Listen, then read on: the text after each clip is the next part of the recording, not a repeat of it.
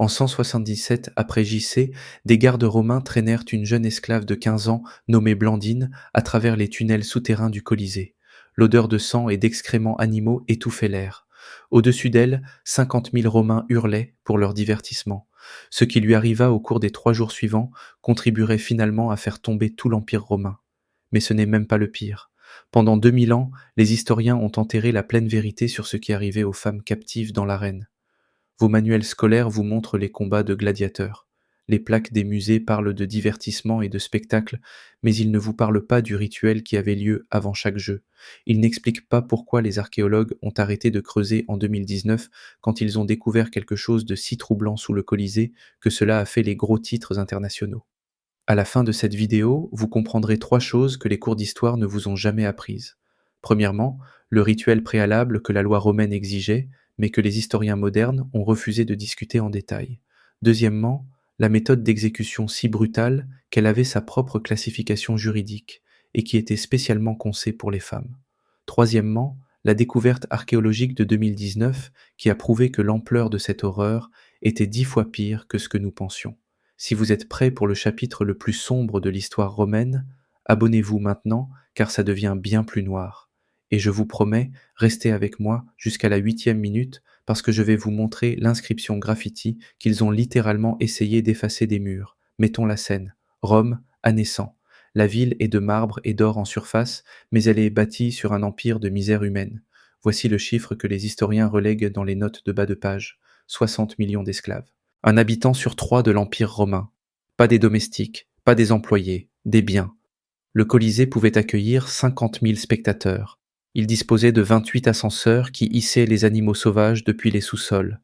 Il avait une toile rétractable manœuvrée par des marins. Il possédait même un système de drainage sophistiqué pour inonder l'arène lors des batailles navales. Mais savez-vous quoi? Il avait aussi des cellules de détention. Des dizaines.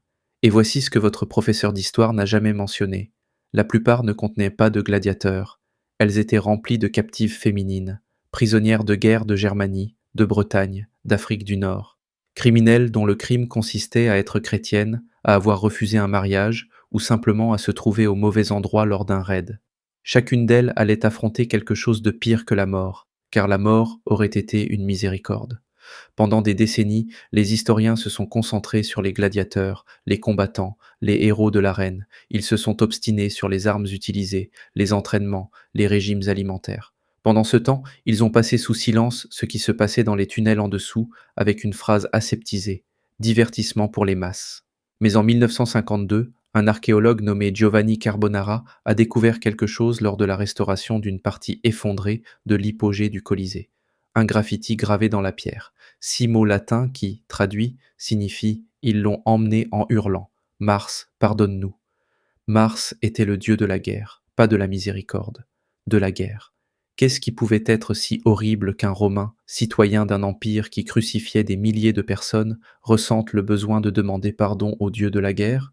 Restez avec moi, car ce que je vais vous dire n'est pas de la spéculation. C'est enregistré dans des documents légaux, des archives ecclésiastiques et les journaux d'écrivains romains qui en furent témoins directs. Et voici votre premier avertissement. Vous pensez savoir où cela va? Vous ne savez pas. Les Romains avaient un terme pour cela. Damnatio ad lupanar, littéralement condamnation au lupanar. Bordel. Mais ce n'était pas un bâtiment séparé de l'autre côté de la ville. Le lupanar, c'était l'arène elle-même. Voici comment cela fonctionnait. Avant les événements principaux, avant les combats de gladiateurs, avant les chasses aux bêtes, les gardes faisaient sortir les captives. La loi romaine, en particulier la lex Julia de vi publica, classait certaines femmes comme infâmes, déshonorées, sans honneur. Une fois étiquetée infamis, tu perdais toute protection légale, toute. La foule savait ce qui allait se passer. Les vendeurs proposaient du vin et des dattes grillées. Les familles mangeaient. Les enfants regardaient, car ce n'était pas caché. Ce n'était pas honteux, c'était programmé. Vous pensez probablement que les sources historiques sont vagues à ce sujet, que nous faisons des suppositions? Non. Nous avons des noms. Nous avons des récits. Tertullien, un écrivain chrétien primitif qui vivait à Carthage vers 200 après JC, a écrit un traité entier intitulé De spectaculi sur les spectacles. Il décrit avoir assisté au jeu et avoir été forcé de regarder des femmes données aux gladiateurs comme récompense pour leur victoire. Mais voici ce que personne ne dit. c'était du divertissement légal. Le Sénat romain ne l'autorisait pas seulement. Il le réglementait. Il y avait des fonctionnaires qui l'organisaient. Il y avait des jours spécifiques prévus. Les Ludi Romani, les grands jeux de septembre, incluaient toujours ce qu'ils appelaient les divertissements préliminaires. Les gladiateurs n'étaient pas des monstres. Ils étaient eux-mêmes des esclaves, forcés de participer à un système qui déshumanisait tout le monde.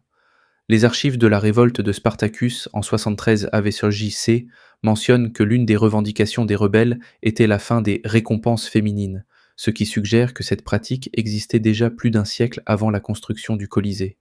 Imaginez que vous êtes là, enchaîné dans une cellule qui pue la mort. Vous entendez la foule rugir au-dessus. Vous savez exactement ce qui arrive, et vous savez qu'aux yeux de Rome, vous êtes légalement moins qu'humaine. Vous n'avez aucun droit, aucune protection, aucune possibilité d'appel. Une femme a refusé. Son nom est perdu, mais Tertullien raconte son histoire. Quand les gardes sont venus la chercher, elle s'est battue. Elle a blessé 2 gardes assez gravement pour qu'ils aient besoin de soins. Les responsables de l'arène ont donc pris une décision. Ils allaient en faire un exemple avec la méthode d'exécution la plus infâme de Rome. Ne partez pas encore, car ce qui lui est arrivé ensuite révèle le véritable génie, je prends le mot avec précaution, de la cruauté romaine. Il ne se contentait pas de tuer, il transformait le meurtre en mythologie. Cette méthode d'exécution avait un nom, damnatio ad bestias, condamnation aux bêtes. Mais cette expression ne rend pas justice à l'horreur théâtrale de ce qui se passait réellement, car les Romains ne jetaient pas simplement les gens aux animaux sauvages. Ils mettaient en scène des productions élaborées où réalité et mythe devenaient le même cauchemar. Les Romains adoraient leur mythologie. Hercule, Persée, les dieux et leurs victimes. Mais ils avaient une innovation perverse, et si on rendait les mythes réels, ils créèrent des fatales charades, des reconstitutions théâtrales mortelles de scènes mythologiques où la violence était réelle et la victime mourait vraiment, et les captives étaient les interprètes préférés pour certains mythes. Des mythes impliquant viol et violence. Voici un cas documenté qui vous glacera le sang. Le poète romain Martial, écrivant vers 80 après JC lors de l'inauguration du Colisée, décrit une représentation du mythe de Pasiphae, une reine qui, selon la légende, fut maudite et forcée de s'accoupler avec un taureau. Dans le récit de Martial, ils habillèrent une prisonnière avec le costume et firent sortir un vrai taureau. Vous pensez que c'est métaphorique? Peut-être que je surinterprète de la poésie antique. Joseph, l'historien juif qui assista au jeu organisé par l'empereur Titus, le confirme. Il écrit avoir vu une femme dans le rôle de Dirce, attachée à un taureau et traînée jusqu'à la mort. Joseph précise, les cris de la femme étaient authentiques, tout comme sa mort. Et voici ce qui m'a fait tomber la mâchoire quand j'ai fait mes recherches. Le Colisée disposait d'un système de poulies spécialement conçu pour ces représentations. Les archéologues ont cartographié les machines souterraines. Il y avait des plateformes qui pouvaient hisser des corps et personnes depuis l'hypogée jusqu'au sol de l'arène. Il y avait des trappes qui libéraient les animaux au moment précis. Ce n'était pas une barbarie grossière, c'était un spectacle conçu avec soin. Ils avaient des régisseurs, des décorateurs, un département costume, une inscription trouvée près du Colisée, liste des titres de poste dont bestiarius, dresseur d'animaux, éditor, producteur des jeux, et celui-ci glaçant, Carptor, que les spécialistes pensent désigner le spécialiste des costumes pour les représentations mortelles. La femme qui avait refusé le rituel préliminaire, ils l'habillèrent en Prométhée. Vous connaissez ce mythe, non? Prométhée vola le feu aux dieux. Zeus l'enchaîna à un rocher où un aigle lui mangeait le foie chaque jour pour l'éternité. Les Romains le recréèrent. Ils l'enchaînèrent à un poteau et libérèrent un aigle dressé. Cela ne la tua pas rapidement. C'était le but. Tertullien écrit qu'elle endura 3 attaques avant de succomber enfin. La foule regarda pendant des heures. Ils mangèrent, ils applaudirent. Ils parièrent sur combien de temps elle tiendrait. Voici le détail qui me hante. Ils dressaient les animaux. Les Romains avaient des dresseurs professionnels qui apprenaient aux ours, lions et même taureaux à attaquer de manière spécifique pour prolonger le spectacle. Il existe des manuels de dressage qui ont survécu, de véritables guides d'instruction sur la manière de conditionner un léopard pour blesser sans tuer immédiatement. Vous savez quoi? Je dois faire une pause ici. Si vous regardez encore, c'est que vous pensez clairement qu'il faut affronter les vérités les plus sombres de l'histoire plutôt que de les aseptiser. Assurez-vous d'être abonné, car la semaine prochaine, je traite quelque chose d'encore plus enfoui. Ce que les soldats romains faisaient aux villes conquises, que les manuels décrivent aujourd'hui par occupation militaire standard. Ce n'est pas standard, c'est du carburant de cauchemar. Vous vous dites peut-être: «Ok, c'est horrible, mais au moins c'est de l'histoire ancienne. Au moins on a tout le dossier». C'est ce que je pensais aussi, jusqu'à ce que les archéologues creusent en 2019 et découvrent que nous n'en connaissions pas la moitié. Le Colisée a été étudié pendant des siècles, mesuré, cartographié, analysé par des centaines de chercheurs. Donc quand le ministère italien du patrimoine culturel a annoncé en 2019 qu'ils avaient trouvé un site funéraire inattendu lors de travaux de maintenance, personne ne s'attendait à ce que cela réécrive ce que nous savions des victimes de la reine. En mars 2019, des ouvriers réparaient une partie effondrée des fondations du Colisée côté est, le côté habituellement interdit aux touristes. Il forait pour installer des poutres de soutien quand le sol s'est effondré. Sous les fondations, ils ont trouvé une chambre cachée. Et dedans, des restes humains. Beaucoup. L'équipe archéologique italienne, dirigée par le docteur Alessandra Giovannini, a excavé le site pendant 8 mois avec précaution. Ce qu'ils ont trouvé a choqué même les anthropologues médico-légaux chevronnés. 173 squelettes, tous féminins, tous montrant des signes de traumatisme, tous datant de la période active du Colisée, entre 80 et 300 après JC. Mais voici ce qui a fait arrêter les fouilles à l'équipe.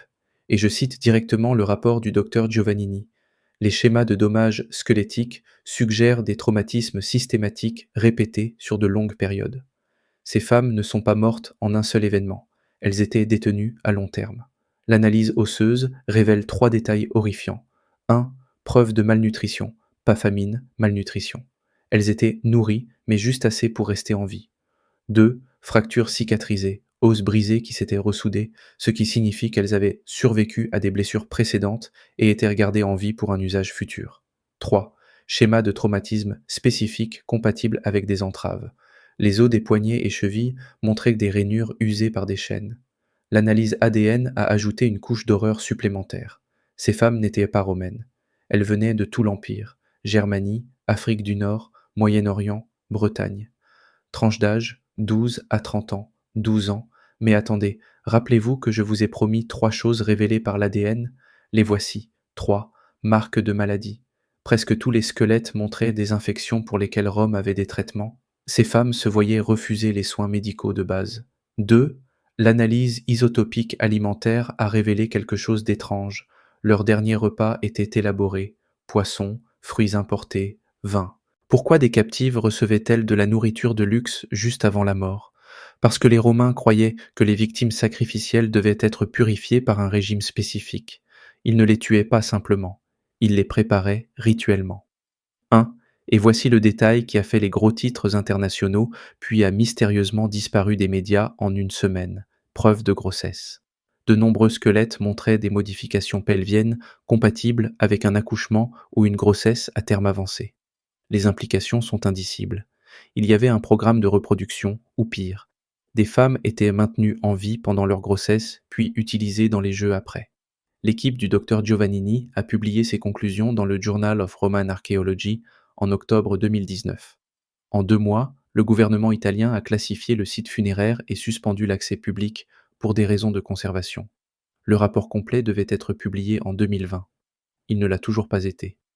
Tirez vos propres conclusions, mais voici le détail qui me tient éveillé la nuit.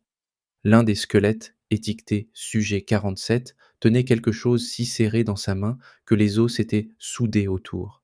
Il a fallu 3 semaines aux spécialistes médico-légaux pour séparer les os sans détruire l'objet. C'était une petite croix en bois, grossièrement taillée, d'environ 5 centimètres. Le carbone 14 a confirmé qu'elle avait environ 1850 ans, le même âge que le squelette. Cette femme est morte en tenant le symbole d'une religion que Rome essayait activement d'exterminer. Elle est morte en martyre chrétienne. Et cela nous amène à la seule femme dont le nom a survécu à l'histoire, la femme qui a changé Rome elle-même. Vous vous souvenez de Blandine, la jeune fille de 15 ans que j'ai mentionnée au début, traînée dans les tunnels du Colisée en 177 après JC? Voici ce que l'histoire a oublié de vous dire. Elle n'est pas simplement morte, elle a gagné. Blandine était esclave à Lugdunum, Lyon, France actuelle. Elle était chrétienne, ce qui en 167 faisait d'elle une criminelle. Quand l'empereur Marc Aurèle a réprimé les communautés chrétiennes, elle fut arrêtée avec des dizaines d'autres et transportée à Rome pour être exécutée pendant les Jeux. Le récit détaillé de ce qui s'est passé provient d'une lettre écrite par les chrétiens survivants de Lugdunum aux communautés chrétiennes d'Asie mineure. Elle fut conservée par Eusèbe, historien ecclésiastique du IVe siècle. Les détails sont si précis, si brutaux, que pendant des siècles, les chercheurs ont pensé qu'ils étaient exagérés, jusqu'à ce que la découverte de 2019 suggère que ce n'était probablement pas le cas. Premier jour des Jeux, on fit sortir Blandine et on l'attacha à un poteau. On lâcha les animaux. Mais voici ce que décrivent les sources. Les animaux ne la touchèrent pas. Lions, ours, même un taureau dressé refusèrent de s'approcher. Les sources romaines confirment que cela arrivait parfois. Les animaux, surtout s'ils étaient bien nourris avant, refusaient parfois d'attaquer. La foule y vit un signe divin. L'éditeur des jeux, Furtus, la fit ramener en cellule. Deuxième jour, on tenta la damnatio ad lupanar. La lettre décrit qu'on l'offrit au gladiateur, mais là encore quelque chose d'inhabituel se produisit. Un gladiateur nommé Marcus, lui-même esclave, refusa. Il fut exécuté sur le champ pour désobéissance. Son refus inspira deux autres gladiateurs à refuser aussi. Les jeux sombrèrent dans le chaos. La foule se révolta. Le représentant de l'empereur dut intervenir. Troisième jour, on la flagella. 40 coups avec un flagrum, fouet garni de métal et d'os conçu pour arracher la peau. Ensuite, on la plaça sur une chaise de fer chauffée au rouge. Enfin, on la mit dans un filet et on l'exposa à un taureau qui la tua en la cornant. Mais voici ce que l'histoire a oublié. La résistance de Blandine et le refus des gladiateurs créèrent une crise politique. Les jeux étaient censés démontrer la puissance romaine et la faveur divine. Au lieu de cela, ils avaient montré que le divertissement romain nécessitait des participants non consentants, victimes comme bourreaux. Cela souleva des questions gênantes sur le système lui-même. En 25 ans, quelque chose de remarquable se produisit. Septime Sévère, devenu empereur en 193, promulgua en 202 des réformes qui, documentées dans le Code théodosien, limitaient spécifiquement l'usage de criminels dans les divertissements préliminaires et reconnaissaient pour la première fois que la damnatio ad bestias constituait une punition cruelle et inhabituelle. Ce n'était pas assez. Les pratiques continuèrent, mais l'histoire de Blandine se répandit. Elle fut copiée, traduite, partagée dans toutes les communautés chrétiennes. Elle devint l'une des martyrs les plus célébrées du christianisme primitif. Des églises portent son nom. Sa fête, le 2 juin, est encore célébrée dans les traditions catholiques et orthodoxes. Et voici l'ironie historique. Le système même conçu pour effacer le christianisme, les morts spectaculaires censées intimider et terroriser, préserva en réalité les textes chrétiens. Les lettres décrivant les morts des martyrs furent copiées avec obsession. Ce sont certaines des sources historiques les plus détaillées que nous ayons de cette période. En essayant de détruire le christianisme par des exécutions publiques, Rome créa accidentellement sa propagande la plus puissante. En 325, l'empereur Constantin se convertit au christianisme et interdit les munera sine missione. Jeux sans merci. Les fatales charades prirent fin. Les exécutions par animaux furent progressivement abandonnées. Le Colisée, autrefois le plus grand symbole de la puissance romaine, devint le symbole de tout ce que le christianisme combattait. Mais soyons clairs, cela n'arriva pas parce que les Romains développèrent soudain de l'empathie. Cela arriva parce que l'Empire s'effondrait. Le coût d'importation des animaux était écrasant. L'approvisionnement en esclaves diminuait, et le christianisme était devenu trop puissant pour être réprimé. Les femmes dans ces arènes ne sont pas mortes pour rien. Leurs morts ont littéralement contribué à renverser la Rome païenne, mais elles n'auraient jamais dû avoir à mourir. La dernière damnatio ad bestias, enregistrée, eut lieu en 404. Un moine nommé Télémaque sauta dans l'arène pour arrêter un combat de gladiateurs. La foule le lapida à mort, mais l'empereur Honorius, horrifié par l'incident, interdit définitivement les combats de gladiateurs 3 jours plus tard. 173 femmes dans une fosse commune, Blandine et d'innombrables autres dont nous ne connaîtrons jamais les noms. Et enfin, un moine qui dit « Assez, voici ce que nous savons. Le Colisée n'était pas seulement une arène pour combat de gladiateurs, c'était une installation d'exécution systématique où les captifs affrontaient quelque chose que les historiens ont du mal à décrire dans les manuels. C'était légal, c'était programmé, c'était du divertissement familial. Et nous avons les preuves, documents légaux, témoignages oculaires, preuves osseuses, et même les outils qu'ils utilisaient encore conservés dans des musées qui peinent à savoir comment les exposer.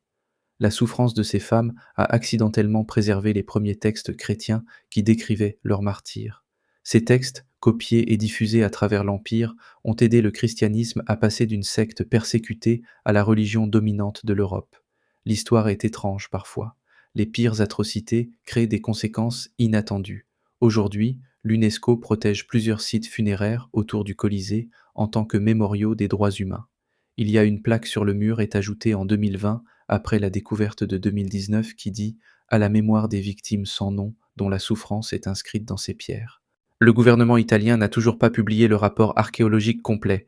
À vous d'en tirer les conclusions.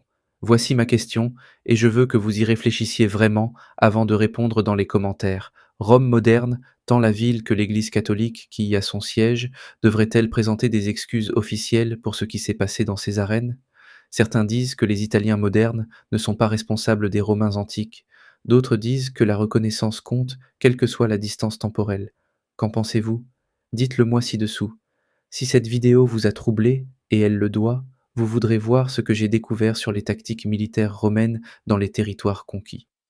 Vos manuels appellent cela la romanisation. Les preuves archéologiques l'appellent quelque chose de bien plus sombre. Cette vidéo sort mardi prochain et j'ai déjà reçu des avertissements de collègues universitaires qu'elle est trop controversée, ce qui signifie qu'elle doit absolument être racontée. Cliquez sur s'abonner, activez la cloche et regardez cette vidéo ensuite. Elle traite de ce que nous avons trouvé en analysant les restes d'enfants à Pompéi. Parce que l'obscurité de Rome ne s'arrêtait pas aux adultes.